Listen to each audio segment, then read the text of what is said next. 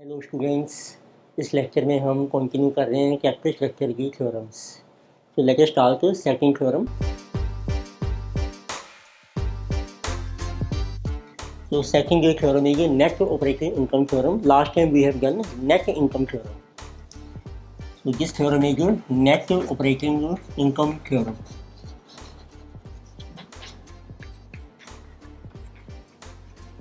So in short, it is also known as NOI theorem.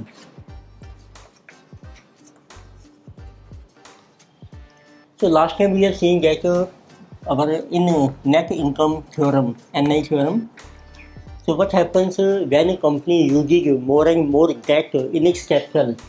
Means we can say that with more debt in capital, so overall cost of capital, which is called KO, it falls. So its basic reason was because debt is a cheaper source of finance. So debt is a cheaper source of finance.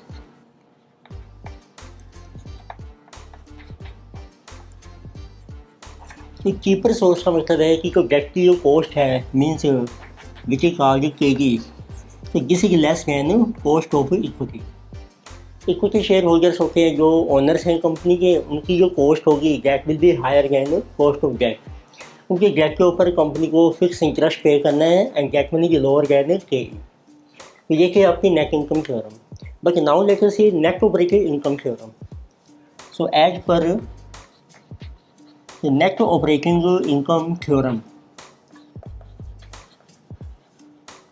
So it is the opposite of net income theorem.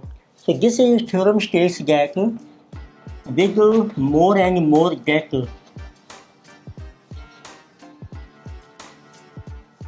it means if company uses more debt in its capital, so cost of capital is not affected. So this theorem states that with more and more debt in capital, KO is not affected. Not affected means जो KO है आपकी, KO आपकी constant रहती है, KO is constant. It means we can say that KO remains same. तो KO आपकी same रहती है। अब इसका लॉजिक क्या है एज पर दिस थ्योरम? तो इस थ्योरम ने यूं किया है जब कंपनी ज़्यादा डेट यूज़ कर रही है, मोर डेट इन इस कैपिटल, उससे रिस्क बढ़ता है इक्विटी शेयर होल्डर के लिए। रिस्क मीन्स क्योंकि कंपनी ने हाई डेट के ऊपर अब हाई इंटरेस्ट पे करना है, तो इंटरेस्ट हमारा फिक्स्ड एक्सपेंस है, तो वो आपका प्रॉफिट रिड्यूस करता है इक्विटी का, तो जिससे रिस्क हमारा इंक्रीज हो जाता है। तो it means this theorem states that with more debt in capital, so company has to pay high fixed interest.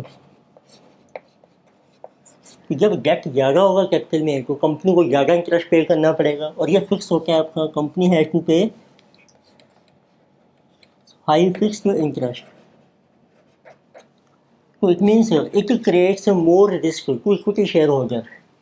So it increases risk to equity share holders.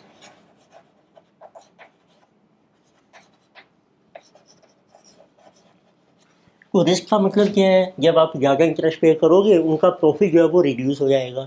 तो therefore to cover this risk equity share holders demand high rate of return. So this theorem states that to compensate for risk, so cost of equity will rise. तो it means KE आपकी rise हो जाएगी। तो अब इससे KO कैसे same रहती है तो वो देखते हैं हम। तो it means when we have more debt in a capital, तो इट मीन्स देखो जो डेट का प्रपोर्शन है वो इंक्रीज हो गया कैपिटल में, और डेट एक चीपर सोर्स है। तो it means with more debt, so KG जो है आपकी इज लेस देन KE, तो ये हमारी ओवरऑल कॉस्ट ऑफ कैपिटल को रिड्यूस करेगी। It means KO should fall. क्योंकि अब आप डेट ज़्यादा यूज़ कर रहे हैं, उसका प्रपोर्शन ज़्यादा हो गया है और केजी की कॉस्ट पहले ही केजी से कम है, तो इट मीन्स वो हमारी कॉस्ट ऑफ कैपिटल को रिड्यूस कर देगी। But at the same time अब आपका हाई रिस्क हो गया है, तो आपकी जो केई है वो राइज हो गई है, क्योंकि ज़्यादा डेट यूज होने से हमने देखा इस थ्योरम में रिस्क इंक्रीज हो गया है, जैसे केई जो है वो आपकी राइज हो गई है। तो केई के राइज होने से हमारी कॉस्ट ऑफ कैपिटल जो है वो राइज होगी, केओ आल्सो राइजेज। तो इट मीन्स एक तरफ हम कह रहे हैं कि डेट का ज़्यादा यूज होने से केओ फॉल होनी चाहिए, और दूसरी तरफ हाई रिस्क होने से केई इंक्रीज हो गई है, उससे केओ हमारी राइज होनी चाहिए। तो इस थ्योरम ने यूज किया है कि ये जो बेनिफिट हो रहा था, benefit of high debt, benefit क्या था हमारा कि जो कॉस्ट ऑफ कैपिटल फॉल कर रही थी, तो ये हमारा कैंसिल हो गया है। तो कहते हैं ये जो offset by high cost of equity. तो अगर केई बढ़ गई है बट केई ने हमारी रिड्यूस करने की कॉस्ट और केई ने इंक्रीज कर दी है, तो एक बेनिफिट ने इस हमारी जो लॉस को ऑफसेट कर दिया, कंपनसेट कर दिया है। ऑफसेट को क्या है, कंपनसेट करना। तो इट मीन्स जो बेनिफिट था जब वो कैंसिल हो जाएगा हाई कॉस्ट ऑफ इक्विटी से, तो हमारी अल्टीमेटली कॉस्ट ऑफ कैपिटल जो है वो सेम रहेगी। सो देयरफॉर ये थ्योरम यूज करके कि केओ इज सेम। तो बस यही डिफरेंस है। तो नेट इनकम थ्योरम कहती है कि केओ फॉल करती है, डेट को आप ज़्यादा यूज़ करेंगे कैपिटल में। इट मीन्स इस थ्योरम ने, नेट इनकम थ्योरम ने जो रिस्क का कॉन्सेप्ट है उसको कंसीडर ही नहीं किया है। बट एनओआई थ्योरम कहती है डेट ज़्यादा यूज होने से हमारा रिस्क बढ़ता है, क्योंकि इंटरेस्ट का बर्डन बढ़ जाएगा कंपनी के ऊपर, उससे कई राइज होगी, कई जे राइज होने से कॉस्ट ऑफ कैपिटल फॉल की जगह कॉन्स्टेंट हो जाती है। डेट का बेनिफिट जो है वो कैंसिल कर गया हाई कॉस्ट ऑफ इक्विटी। तो एक्सप्लेन करते हैं इस थ्योरम को विद एग्जांपल के साथ। Let us see explanation so of net operating income theorem.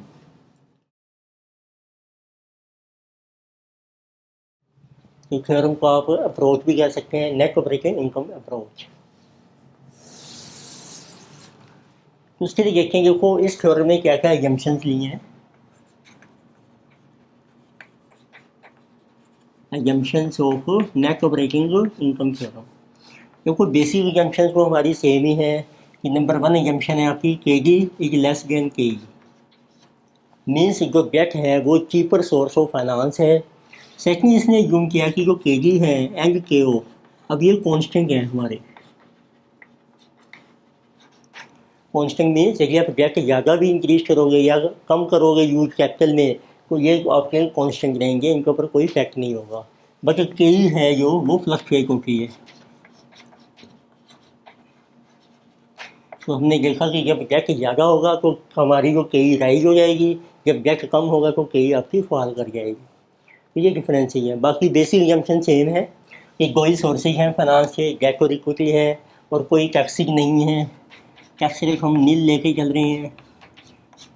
और firm is a going concern, एक में जो डेट है वो आपका परपेचुअल है, नॉन रिन्यूएबल में है, बाकी सब टर्म्स आपकी सेम है।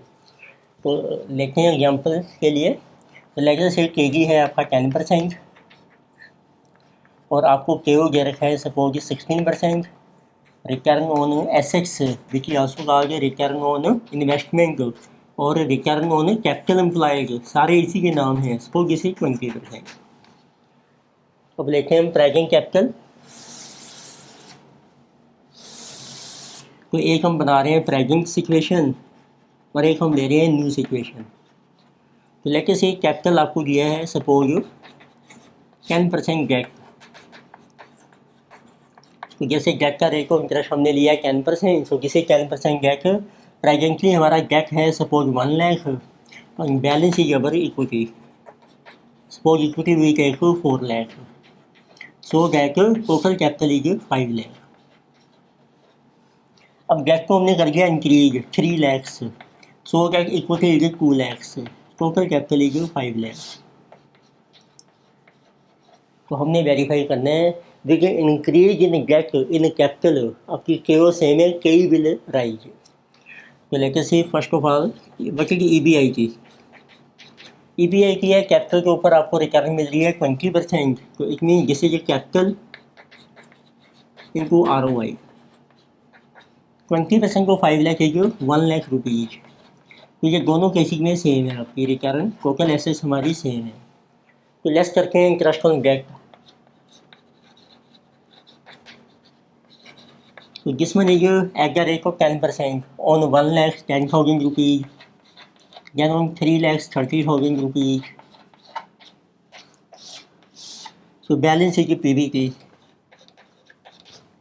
which is 90,000 and 70,000.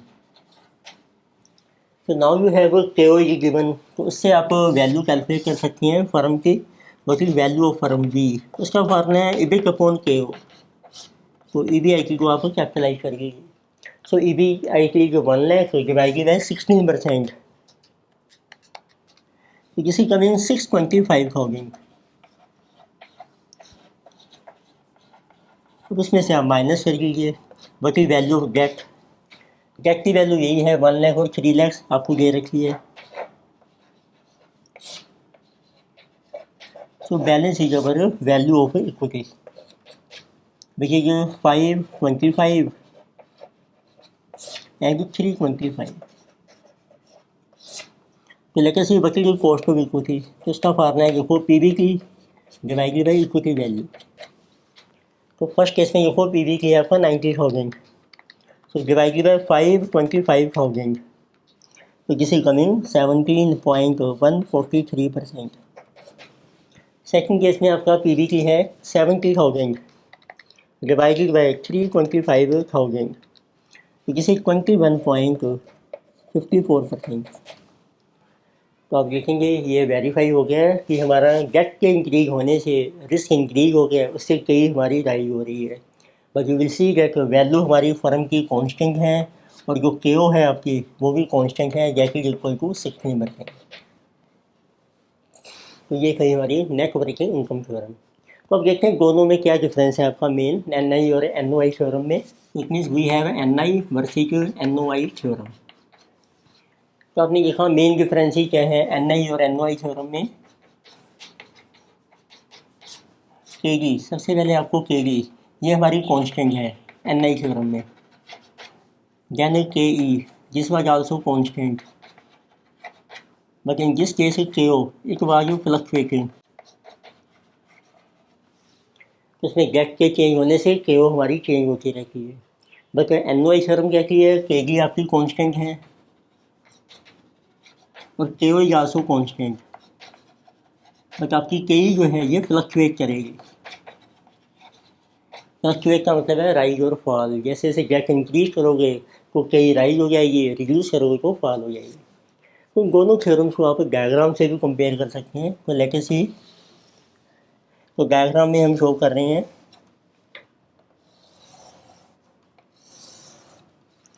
So on x axis we will show debt equity ratio,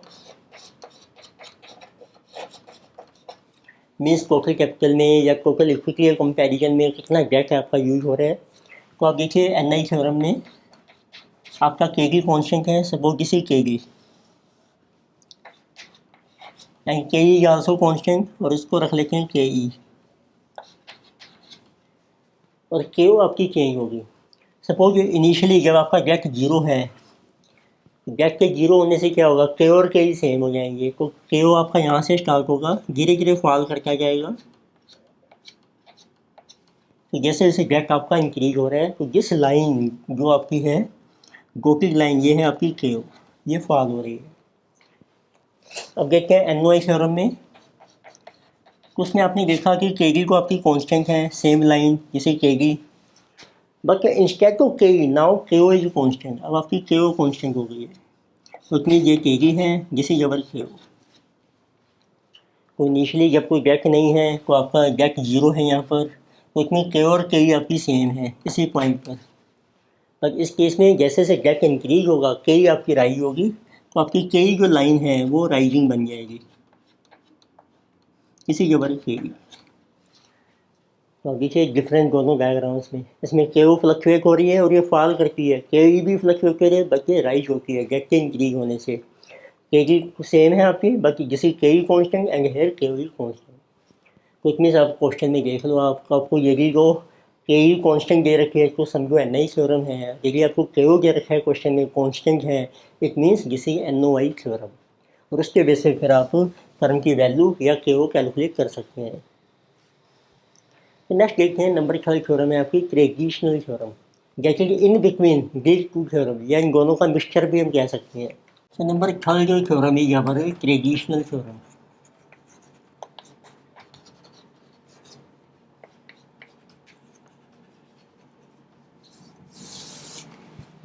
ये दोनों थ्योरम का मिक्सचर है, net income theorem and net operating income theorem. तो इस केस में देखते हैं कि आपको किस टाइप से हमारी केओ इफेक्ट होती है।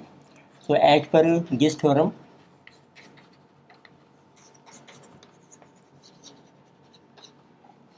so KO is affected, KO आपकी अफेक्ट होती है by level of debt in capital।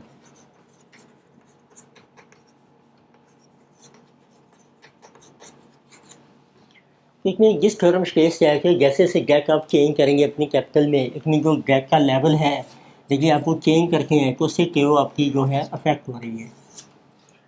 तो इस थ्योरम ने 3 लेवल कंसीडर किए हैं, तो जिसे कहा गया कि 3 stages. It means as per this theorem there are 3 stages. Number 1 है आपकी फर्स्ट स्टेज, व्हेन फर्म है ये लो डेट।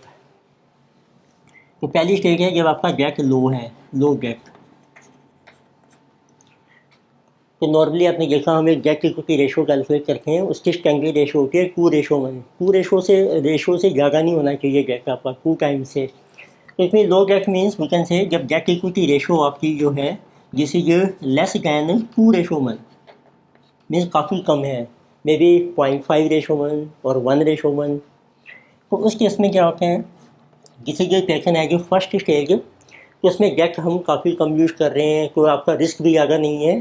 तो जो के है आपकी, ये कोई है ही आपकी लोअर देन के से, बट के एंड के ये दोनों ही हमारे कॉन्स्टेंट रहते हैं। इट मीन्स यदि आप डेट इक्विटी रेशो को मेंटेन करते हैं बिलो 2:1 से और डेट को थोड़ा बहुत कम ज़्यादा करते हैं, के आपके कॉन्स्टेंट रहेंगे। तो इट मीन्स डेट को ज़्यादा इंक्रीज करने से केओ आपकी फॉल करेगी। तो व्हाट इज इफेक्ट ऑन केओ, केओ फॉल्स पहली स्टेज में। तो सेकंड स्टेज इन्होंने ली है this is when firm uses approximately optimum debt. जब कंपनी ऑप्टिमम डेट यूज कर रही है,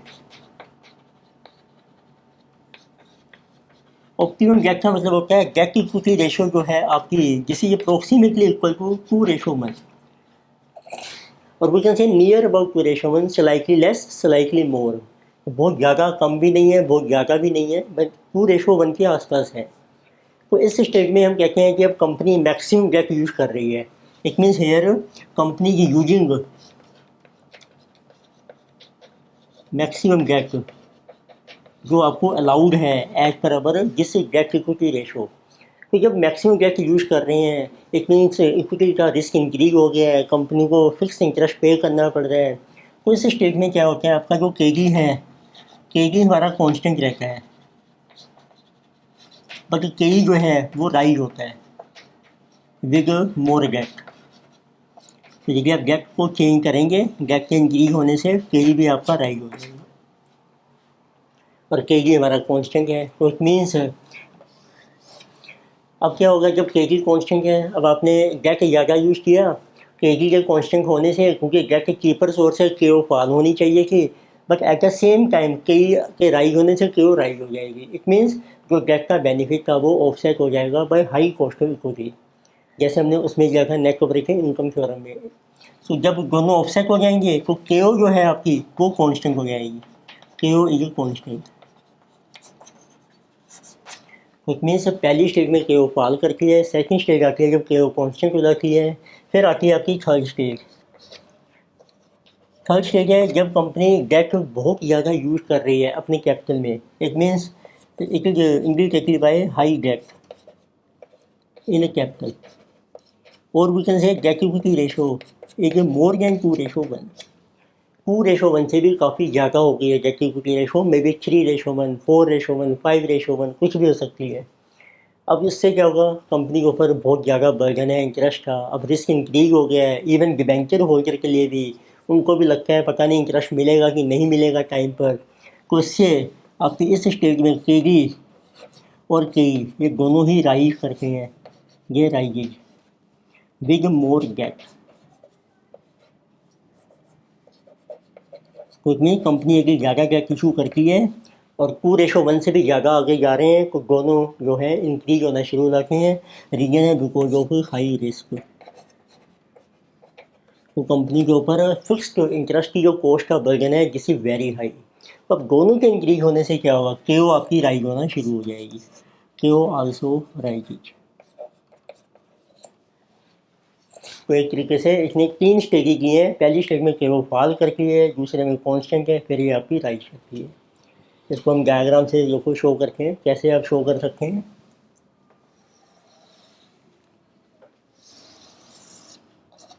तो एक्स एक्सिस पे देखो हम शो कर रहे हैं डेट इक्विटी रेशो।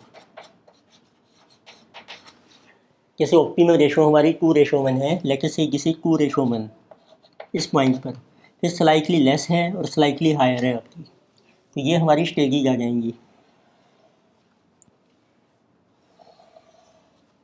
तो जब आपकी रेशो 2:1 से कम है, आपकी देखो date equity ratio less than 2:1, और जो थर्ड स्टेज है आपकी date equity ratio greater than 2:1। तो ये 3 स्टेज बन गई आपकी, फर्स्ट, जैसे ये second stage and third stage. तो फर्स्ट स्टेज में आपने देखा था केजी आपकी कांस्टेंट है, केई भी आपका कांस्टेंट है, जिसे केजी एंड जिसे केई। तो डेट के ज़्यादा इंक्रीज होने से, यदि आपका डेट 0 है तो केओ आपकी केई से स्टार्ट होगी, तो केओ देखो आपकी फॉल कर रही है। सेकंड स्टेज में केजी कांस्टेंट रहती है क्योंकि डेट ऑप्टिमम है, बट केई थोड़ा थोड़ा बढ़ना शुरू हो जाती है, राइज करना शुरू हो जाती है, तो केई आपकी स्लाइटली राइज हो रही है। तो उससे क्या होगा, डेट का बेनिफिट जो था वो ऑफसेट हो जाएगा हाई कॉस्ट इक्विटी से, केओ आपकी कांस्टेंट हो जाएगी। तो ये हमारी केओ बन गई जो पैरेलल होगी कांस्टेंट। थर्ड स्टेज में अब केडी भी आपकी राइज हो रही है, केई भी ऑलरेडी राइज हो रही थी, केई एंड केडी, तो उससे केओ भी आपकी राइज होना स्टार्ट कर देगी, इसी के बारे केओ। तो ये 3 स्टेजेज हैं। अब कोई भी फर्म जो है अपने कैपिटल में कितना डेट यूज़ करेगी, तो कोई भी फर्म नॉर्मली थर्ड स्टेज में ऑपरेट नहीं करेगी, क्योंकि इसमें कॉस्ट ऑफ कैपिटल बहुत ज़्यादा हो गई है। तो company will operate in first और सेकंड स्टेज। तो therefore company will operate in first और सेकंड स्टेज। अब आप देखेंगे पहली स्टेज जो है ये सिमिलर है to net income theorem, second stage is similar to net operating income theorem. तो नेट इनकम थ्योरम कहती है कि with use of more and more debt KO falls, but second जो नैनोई थ्योरम है वो कहती है with more debt risk increases, तो देयरफॉर केओ इज कांस्टेंट। तो मीन्स एक तरीके से ट्रेडिशनल थ्योरम ये बताती है कि किस कंडीशन में हमारी एन.आई. और एन.ओ.आई. थ्योरम एप्लीकेबल होती है। एन.आई. थ्योरम एप्लीकेबल है जब डेट इक्विटी रेशो आपकी लो होती है, और एन.ओ.आई. थ्योरम अप्लाई होती है जब डेट इक्विटी रेशो हमारी ऑप्टिमम होती है, नियर 2:1। ये बेसिक पर्पज है ट्रेडिशनल थ्योरम का। तो इसके कुछ एग्जाम्पल डिस्कस करके हैं, उससे आपको क्लियर हो जाएगा concept.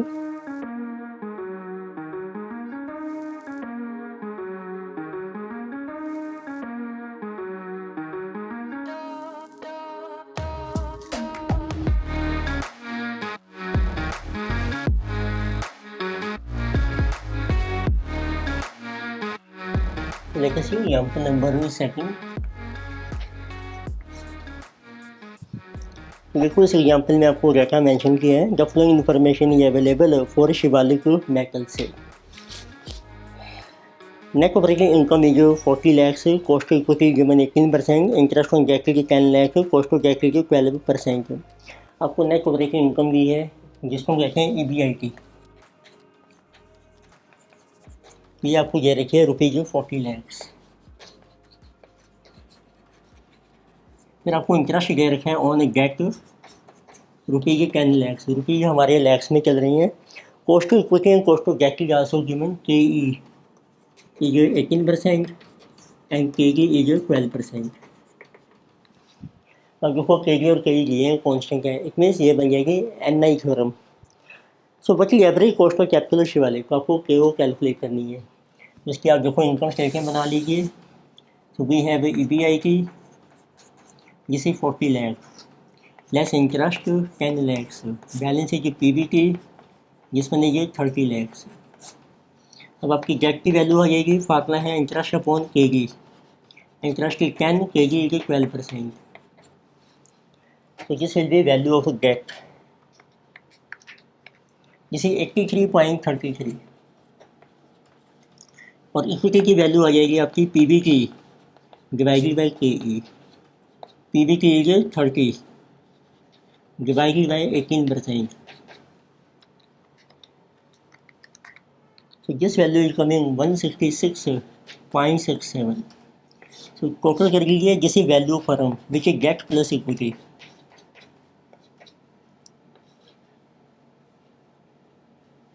$250 is value firm।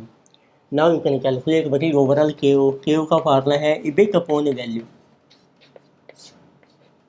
So EBIT is 40 upon 250 into 100। So this is coming 16% is our KO। तो किसी फर्स्ट पार्ट में तो एक सेकंड पार्ट भी दिया है इसी क्वेश्चन में। तो what happens to average cost of capital of Shivalik company if it employs ₹100 lakh of debt to finance a project which earns an operating income of 20 lakh. अब आप एक एडिशनल डेट यूज कर रहे हैं 100 लाख का। Now firm using additional date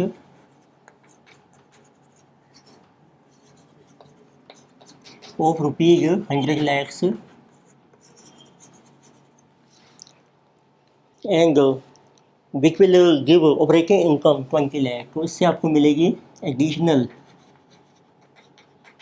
operating income means EBI की that will be 20 lakhs। So we have to determine what will happen to cost of capital। अब आपको एक new cost of capital calculate करनी है। तो जैसे बी पार्ट का आप इनकम स्टेटमेंट बना सकते हैं again. So what will be our EBI की। तो EBI की आपकी है ओरिजिनल 40 और प्लस आपको मिलेगी additional EBIT 60 less interest. Interest देखो ओरिजिनल है आपका 10 और प्लस इस नए डेट के ऊपर आ जाएगा आपका 12%। 100 इंटू 12% जो आपका रेट ऑफ इंटरेस्ट है। Total will be 22। Balance will be PBT जिसे 38। तो इससे अब आप वैल्यू कैलकुलेट कर सकते हैं। डेट की वैल्यू है I अपॉन KG। अब टोटल इंटरेस्ट है आपका 22/12%। तो जिसे 22 divided by 12%, 183 is our value of debt 183.33 and you will get a value of equity PBT upon KE। PBT is 38 upon KE is our 18%। So 38 upon 18% 211.11। So this is total value firm debt plus equity। So 394.44। Now you can calculate overall KO which is EBIT upon value firm। So EBI is 60 lakhs and value firm is 394.44 and this will be cost of capital which is coming to be 15.21%। तो question ध्यान से समझ लीजिए, then you can note down. So let us see one more example number 3। इसमें देखिए आपको mention किया है the management of Nahar fabrics subscribes to the net operating income approach and believes that its cost of debt and overall cost of capital will remain at 9% and 12% respectively. तो देखिए NOI theorem आप apply कर रही है firm. So and the kg and the ko is given to us. So kg is given to be 9% and ko is given to be 12%. So if the ratio of market value of debt to market value equity is 0.8, एक आपको ratio दी है market value of debt to market value of equity, this is 0.8. So they are asking what is the return earn by equity share holder, तो आपको find out करनी है कि तो it means if debt is 0.8 equity is 1, आप assume भी कर सकते हैं let equity is 1000, so that debt is 80% of equity 800. So total capital value firm is 1800. So let us show now what will be our EBIT. तो EBIT है आपकी what is value firm into KO. तो 1800 के ऊपर आपको return मिल रही है 12%, which is KO. तो इससे आपकी EBIT आ जाएगी 216 से. Then you subtract interest on debt. Debt है आपका 800 on this interest is 9%, 72. Balance is PBT. This is profit for equity 144. तो इससे आप KE कैलकुलेट कर सकते हैं. बेसिक फार्मूला है आपका PBT divided by value of equity. Equity है ही आपके पास 1000. सो PBT 144 अपॉन 1000 इनको 100 कर दीजिए, परसेंटेज बन जाएगी जिसे 14.4%.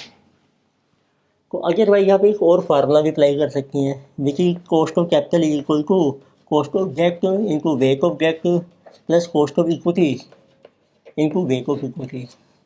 अब देखिए KO आपको दिया है 12%, KD गिवन 9. डेट का वेट क्या होगा टोटल कैपिटल में, तो देखो डेट का वेट बन जाएगा debt upon value firm. Debt is 0.8, value बन जाएगी डेट प्लस इक्विटी 1.8 प्लस अब आपका जो KE है वो मिसिंग है प्लस KE. इक्विटी का वेट बन जाएगा, इक्विटी है जैसे 1, टोटल है आपका 1.8.